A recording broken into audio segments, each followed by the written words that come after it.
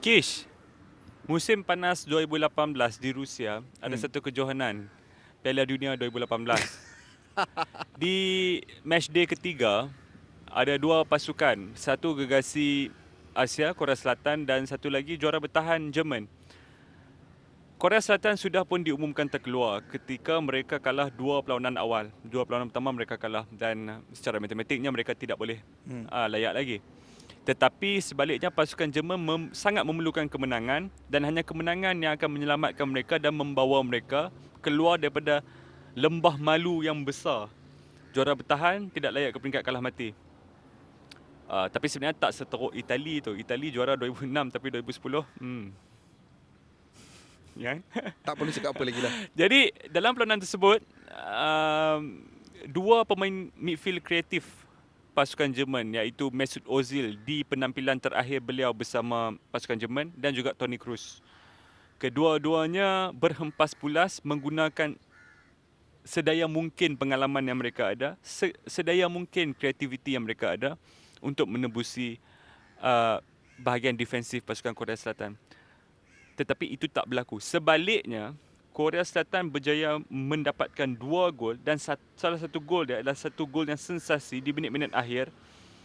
Song Heung-min, superstar bola sepak Asia.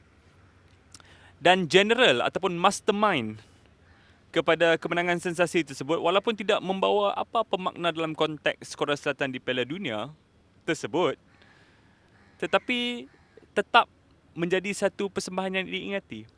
Generalnya ialah Shin Tae-yong.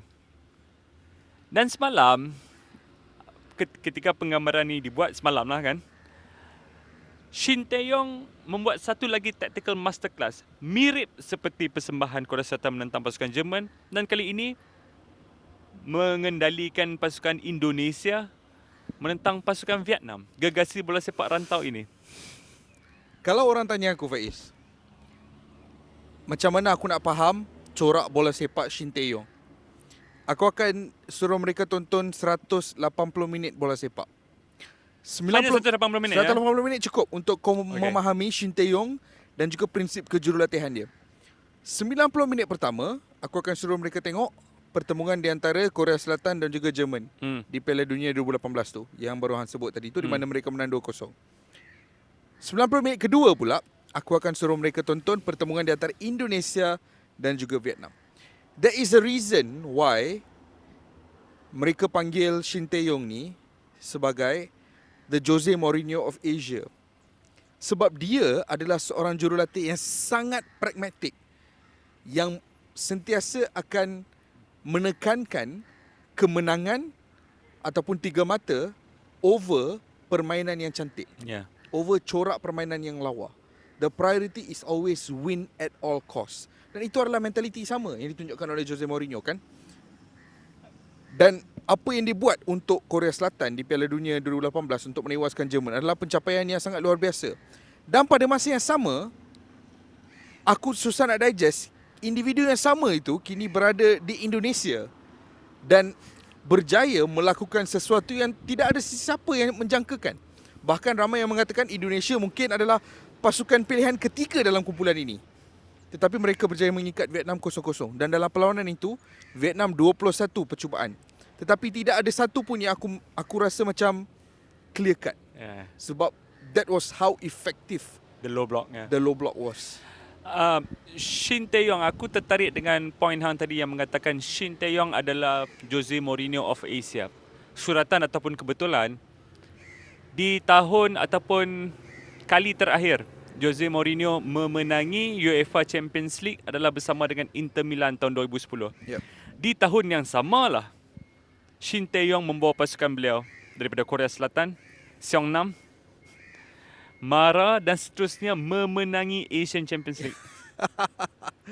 Dan nombor 2, seperti Jose Mourinho, Shin Tae-yong juga adalah individu yang sangat menitik beratkan faktor human relations dalam prinsip kejurulatihan beliau. Apa-apa pun dalam bahasa mudah dalam jargon bola sepak sekarang adalah man management. Tapi man management skop dia agak kecil berbanding dengan human relations secara besar, bukan saja membabitkan pemain tetapi membabitkan staff kaki tangan daripada Federation, kaki tangan daripada Persatuan Bola Sepak, itu semua dijaga dengan sangat rapi oleh Shin Tae-yong.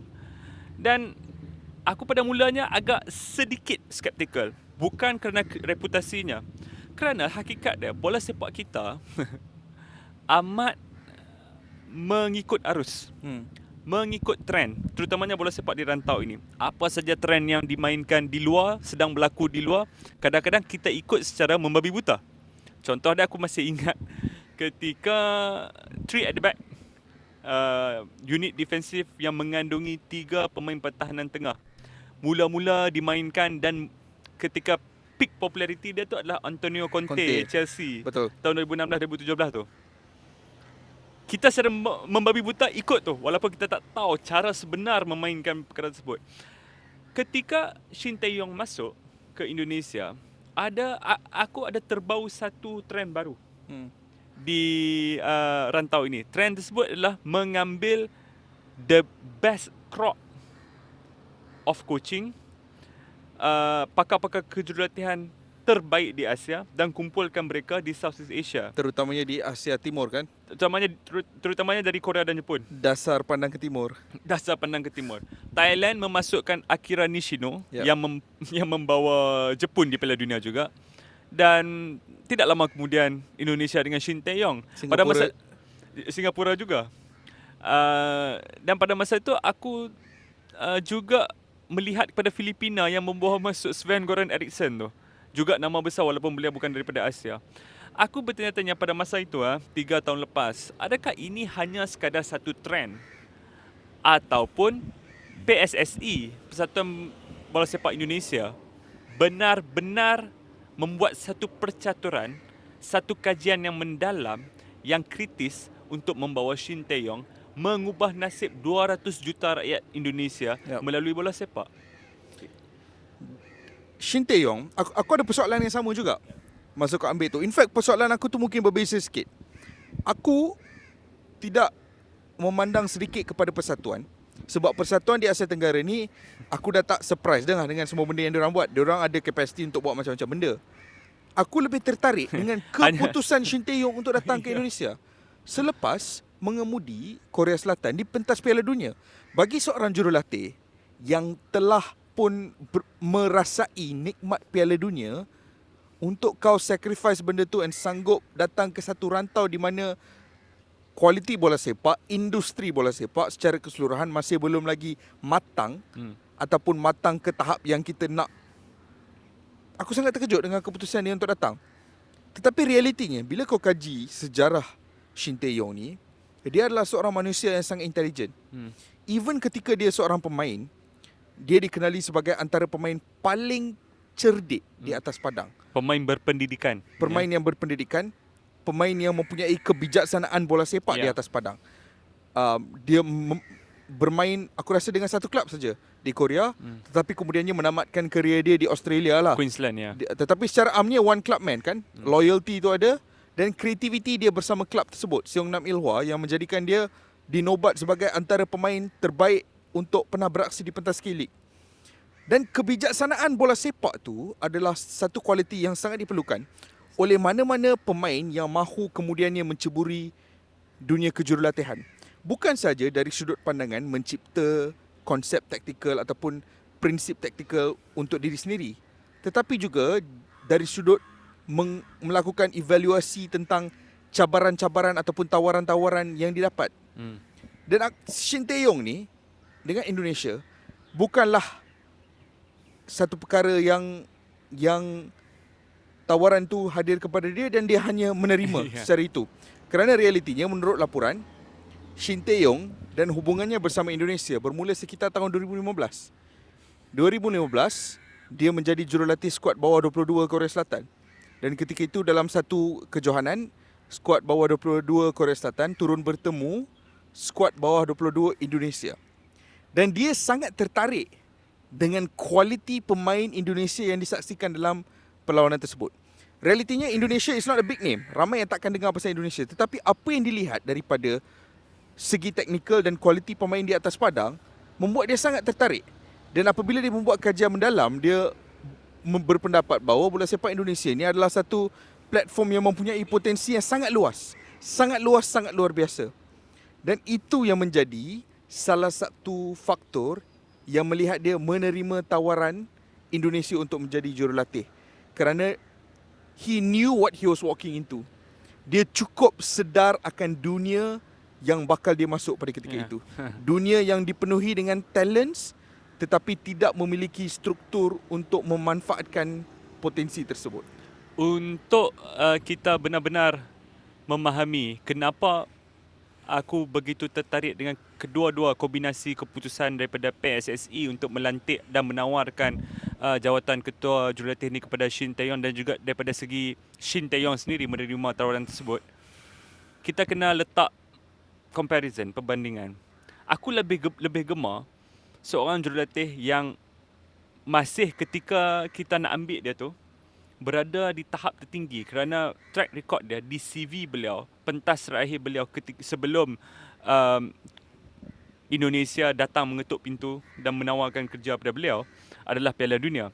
Itu adalah benchmark yang tertinggi dalam kejurulatihan negara, kan, kejurulatihan antarabangsa. Tetapi cuba kita bayangkan, kita nak ambil orang yang macam ni, yang sedang berada di peak walaupun hanya daripada Asia, ataupun an unknown from Europe, an unknown from South America. Correct. Itu adalah secara lazimnya apa yang kita praktikkan di sini, kan. Yep.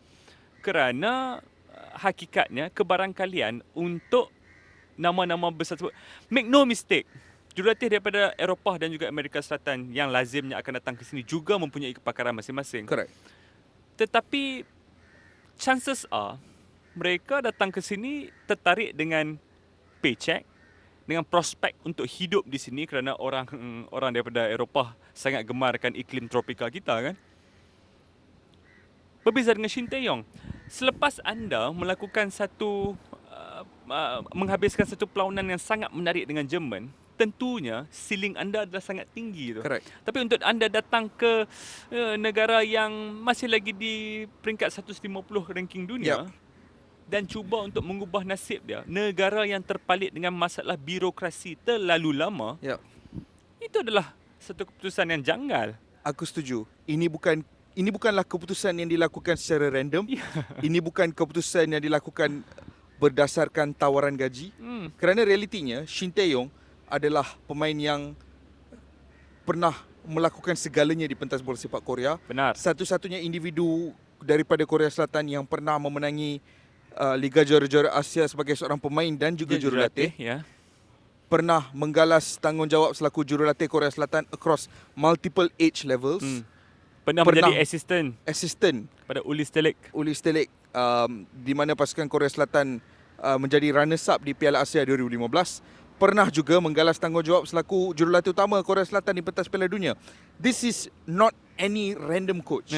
This is a smart man. Seorang manusia dan individu yang bijak dan mempunyai kebolehan untuk memilih tawaran-tawaran dengan rasional. Dan jika dia memilih tawaran untuk menjadi ketua jurulatih Indonesia, sudah tentu dia ada sebab yang sangat spesifik mengapa tawaran-tawaran tersebut diterima. Dan setakat ini Faiz, berdasarkan apa yang kita lihat di pentas AFF Suzuki, kita dah boleh nampak dia mengalami masa yang sukar selepas dia mengambil alih. Kerana ada banyak masalah dengan pandemik COVID-19, dengan macam-macam isu, kebolehan dia untuk melakukan ataupun memberi impact tu terbantut. Tetapi sekarang akhirnya kita sudah mula melihat the essence of apa yang dia nak bina dekat Indonesia. Gelanggang sudah dibuka. And to be fair, ia sangat mengujakan pada ketika ini. Kalau aku rakyat Indonesia, ini adalah satu prospek yang sangat mengejutkan. Kerana negara aku ni sentiasa dikenali dengan kebolehan individu. Kebolehan individu tu Indonesia tidak pernah ketandusan. Tidak pernah. Tetapi perkara yang mereka sentiasa tidak pernah ada adalah struktur dan organisasi dan identiti permainan bola sepak yang ketara. Dan itu yang sedang dibawa oleh Shin Tae-yong pada ketika ini. Dan aku rasa dalam tempoh masa in the next few months and years, sebab dia diberi kontrak 4 tahun kalau tak silap aku.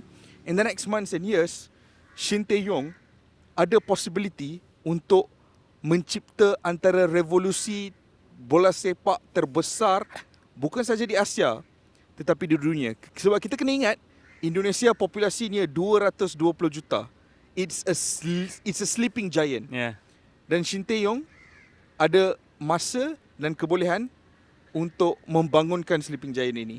Ya, dan juga dalam 2 tahun kebelakangan ini seperti yang Hang cakap tadi, Shin Tae-yong sangat terbatas. Masa beliau terbatas dan juga bila untuk beliau tunjukkan kemampuan sebenar skuad beliau juga terbatas. Tapi AFF Suzuki 2020 di Singapura kali ini adalah pentas pertama untuk Shin Tae-yong mendemonstrasikan kepada rakan-rakannya di Southeast Asia ini siapa sebenarnya Shin Tae-yong dan siapa sebenarnya Indonesia di bawah Shin Tae-yong. Sangat luar biasa. Ya.